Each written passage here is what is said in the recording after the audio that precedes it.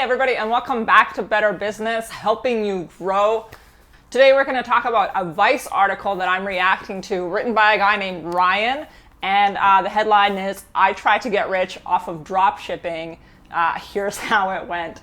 And it's particularly interesting because I feel like we see so much advertising around drop shipping and you can get rich, blah, blah, blah, and like all the self-help entrepreneurial stuff that might not be true. Not true for everybody, because it can be really hard to start a business and then to succeed. And if someone is promoting it to you like it's super easy, you might have a few questions, right? Like, am I really going to become a millionaire? So Ryan here, he goes to find out.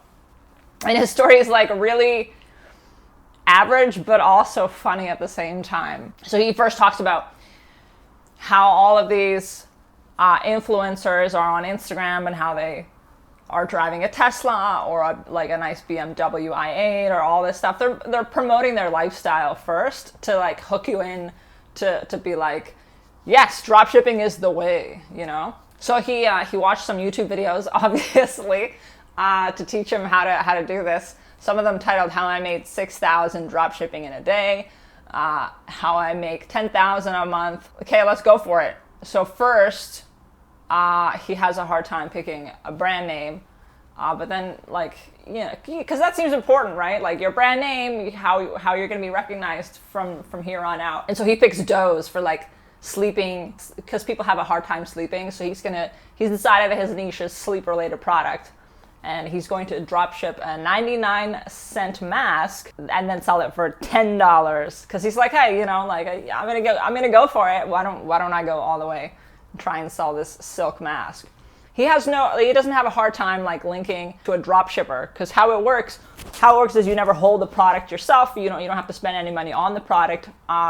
So you get a Shopify store and then you link that store to a drop shipper who's in the background fulfilling your orders.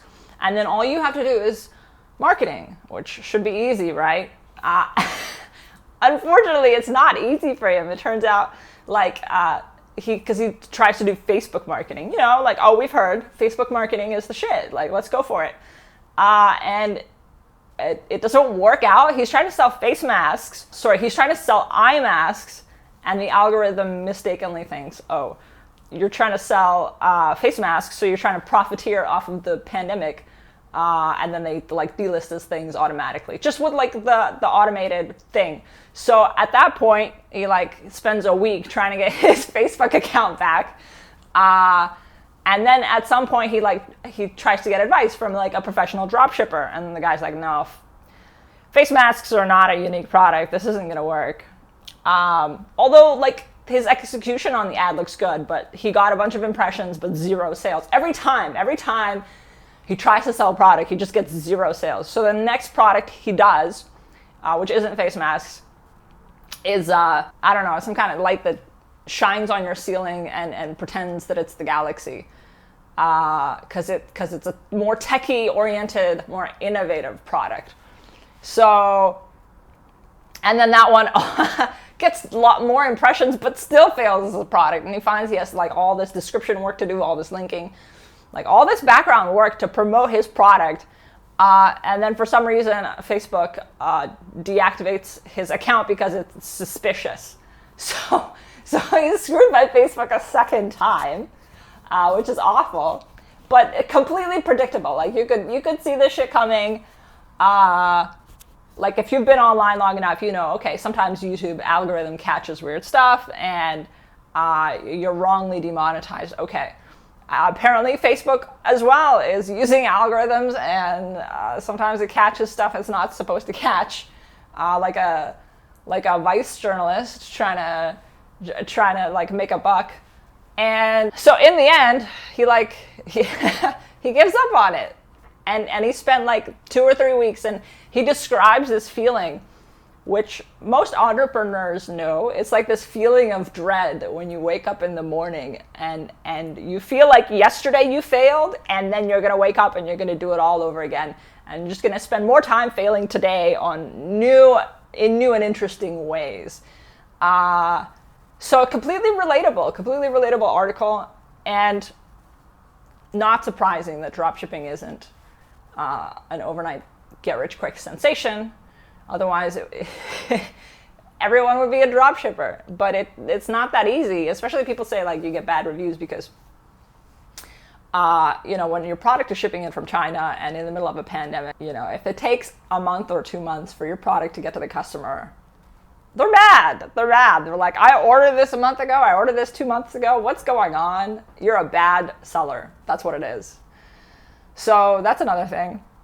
And there's like this because I've been around on the internet as well, and I watch an entrepreneur. I forget what her name is. I'll like post a screenshot of like her YouTube. It's too late, or businesses don't work. And the reason why they're saying these things is because they are making several assumptions that are all wrong. And so if you are looking to start a store, it's crucial then that you understand what these assumptions are before you start dropshipping, so that, unlike these people, your store can be successful. Because no, it is not too late. But she also talks about dropshipping and like you can make easy money and like all this, and like you just have to find an interesting product. It doesn't, it's not that easy. It's not that easy because like as Brian here, was his name Brian? Let me double check. Long article.